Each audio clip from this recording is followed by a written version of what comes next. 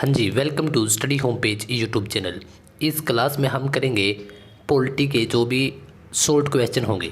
एक प्रकार से आप यह मान सकते हैं कि जैसे ही हम पॉलिटी की शुरुआत करते हैं तो उसके हिसाब से आप इसको फैक्चुअल भी मान सकते हैं, फैक्ट के हिसाब से मान सकते हैं, लेकिन हम यहाँ पर करेंगे शॉर्ट क्वेश्चन जो कि आपके एग्ज़ाम्स में बहुत बार पूछे जाते हैं। और सबसे बेहतरीन स्टडी करने का या कोई भी काम करने का या खुद को आंकने का एक यही ज़रिया होता है कि हम जितना भी पढ़ते हैं या जो भी काम करते हैं, यहाँ पर स्टडी से रिलेटेड है तो हम जितना भी पढ़ते हैं तो एक या दो दिन के बाद उसी टॉपिक से कितने क्वेश्चन बनते हैं यह हम फाइंड आउट कर फिर वह क्वेश्चन किस प्रकार से पुट अप किए जाते हैं। अगर हम यहाँ तक इतने सब चीज़ों को कवर अप कर लेते हैं तो इसका मतलब हमारी तैयारी वास्तव में बहुत बेहतरीन चल रही है। और चलिए, तो पहला क्वेश्चन है आपका कि भारतीय संविधान में कुल कितने भाग हैं। तो 22 हैं, 395 हैं, या 101 हैं, या फिर 4 भाग हैं। साथ में आप एक कॉपी पेन ज़रूर रखिएगा। 10 क्वेश्चन होंगे इस क्लास में, 6 या 7 मिनट की क्लास होगी। तो देखिएगा आपके कितने सही हैं, आपको कितना कुछ सीखने को मिलता है इन 10 मिनट्स में। तो बताइए कितने भाग हैं। आपका आंसर है जो आप राइट डाउन कीजिए। तो इसका राइट आंसर है 22। 22 भाग हैं हमारे संविधान में। जो संविधान है भारत का उसमें 22 भाग है। दूसरा क्वेश्चन है कि कुल कितने अनुच्छेद हैं। 22, 395, 101 या फिर 4। आपने आपका राइट आंसर लिख लिया होगा। तो इसका राइट आंसर है ऑप्शन बी, 395। देखिए 22 हैं भाग और 395 हैं अनुच्छेद। 22 भागों के अंदर 395 अनुच्छेदों को रखा गया है। आप यह मान सकते हैं कि जो भारत का संविधान है, जहाँ पर संविधान लिखा गया है, एक अगर आप एक बुक मानते हैं, किताब मानते हैं, तो उसके अंदर आप यह मान सकते हैं कि 22 पेज हैं एक प्रकार से, 22 लेसन है और 395 पेज हैं। जैसे हम यह मानते हैं, जैसे आपकी कोई भी 10th 12th 8th किसी भी क्लास की कोई बुक होती है, जैसे कि उसमें जो 10वें नंबर का लेसन है वह होगा, मान के चलिए आपका 15 पेज से और 21 पेज तक। तो ठीक इसी प्रकार से आप इसको भी मान सकते हैं। जैसे 22 जो भाग हैं वह हैं आपके 395 पेजों पर। इस प्रकार से हम इसको याद कर सकते हैं। चलिए, आपका नेक्स्ट क्वेश्चन है कि अनुच्छेद 1 से 4 कौन से भाग में आते हैं। तो आपका राइट आंसर क्या रहेगा, आप राइट डाउन कीजिए। तो कौन से भाग में आते हैं, भाग 1 में। यह मानिए कि यह पहला चैप्टर है और यह 1 से 4 पेज तक है। इस प्रकार से नेक्स्ट क्वेश्चन है आपका अनुच्छेद 5 से 11।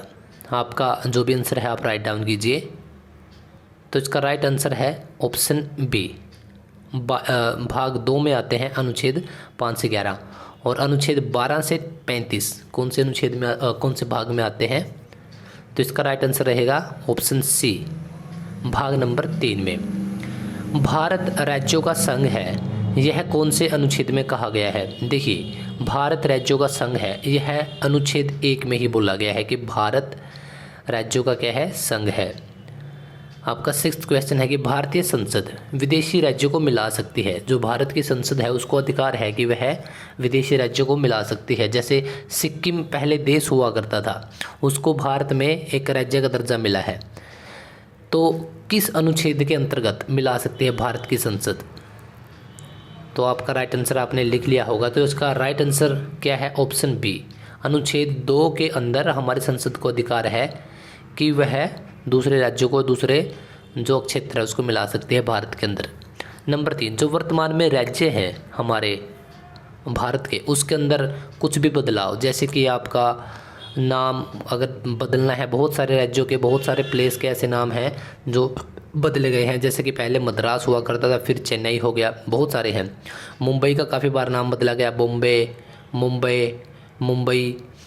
और क्षेत्र में जैसे कि हरियाणा, पंजाब पहले इकट्ठा हुआ करते थे, एक एग्जाम्पल दे रहा हूँ, तो उनके क्षेत्र को अलग अलग कर दिया। तो क्षेत्रफल में, नाम में, फिर किसी भी प्रकार से उनमें फेरबदल करने का जो है वह किस संसद को अधिकार है, लेकिन किस अनुच्छेद के अंतर्गत संसद को अधिकार है। तो अनुच्छेद नंबर क्या रहेगा इसका, अनुच्छेद नंबर आपका रहेगा इसका 3। 2 के अंदर क्या है, राज्यों को मिला सकते हैं, लेकिन 3 के अंदर क्या है कि फेरबदल कर सकते हैं। और जब यह फेरबदल करती है तब राष्ट्रपति विरोध नहीं कर सकते। लेकिन यह कौन से अनुच्छेद में बात बोली गई है, तो यह बोला गया है अनुच्छेद 4 में। अनुच्छेद 2 और 3 का काम जब संसद कर रही होती है तो राष्ट्रपति भी, वैसे देखिए राष्ट्रपति के पास बहुत सारी पावर होती है, लेकिन अब यह हस्तक्षेप नहीं कर सकते, हस्तक्षेप नहीं कर सकते। देखिए अगला आपका क्वेश्चन है कि सिक्किम को भारत में कब मिलाया गया था। अभी हमने बात की थी कि अनुच्छेद 2 के अंतर्गत विदेशी राज्यों को मिलाया गया, लेकिन कब मिलाया गया, 1975 में, 88 में, 2000 में या 1966 में। जो आपका राइट आंसर है वह लिखिए। तो कब मिलाया गया था, 16 मई 1975 को, यानी कि ऑप्शन ए इसका राइट आंसर रहेगा। क्वेश्चन नंबर 9 है ये भारत से अफगानिस्तान को कब अलग किया गया था, 1893, 1993, 1793 या 1903। जो इसका राइट आंसर है वह होगा 1893। डूरंड रेखा इनको दूर एक दूसरे से अलग करती है। भारत से म्यांमार देश को कब अलग किया गया था, म्यांमार देश को कब अलग किया गया था, तो बताइएगा ज़रूर। तो इसके आपके सामने ऑप्शन है 1835, 1935 या 1761 या फिर 1903। कब अलग किया गया था, तो इसका राइट आंसर क्या रहेगा, ऑप्शन बी, भारत सरकार अधिनियम 1935 में ये लागू हुआ था, तभी यह इसको अलग किया गया था इसी सन में। भारत से पाकिस्तान कब अलग हुआ, इसका तो सबको पता होगा है ना, 1947 को। अच्छा डेट क्या थी, क्योंकि हम अपना जो स्वतंत्रता दिवस है वह 15 अगस्त को मनाते हैं, इस दिन शुक्रवार था, लेकिन पाकिस्तान इसी दिन मनाता है, इससे अगले दिन, इससे पिछले दिन या कब मनाता है, कमेंट कर ज़रूर बताइएगा। आपके कितने क्वेश्चन सही हैं ज़रूर बताइएगा। और study home page YouTube channel आपके हर एक सब्जेक्ट को कवर करता हुआ चलेगा। तो अगर अभी तक आप जुड़े नहीं हैं तो जुड़ जाइएगा, क्योंकि यहाँ पर हमारा मोटिव यही है कि जितना भी आपको पढ़ाया जाए उसी से रिलेटेड जितने भी क्वेश्चन बनते हैं, अगर आप उन क्वेश्चन को कर लेते हैं तो यकीनन आपकी तैयारी बहुत बेहतरीन होती चलेगी। फ्री ऑफ कॉस्ट रहेगी हर एक मैटर। और टेलीग्राम पर आप जुड़ सकते हैं, PDF चाहते हैं तो इसकी PDF भी आप तक पहुँचा दी जाएगी टेलीग्राम ग्रुप पर। सो मिलते हैं फिर नेक्स्ट लेक्चर में। Thank you guys.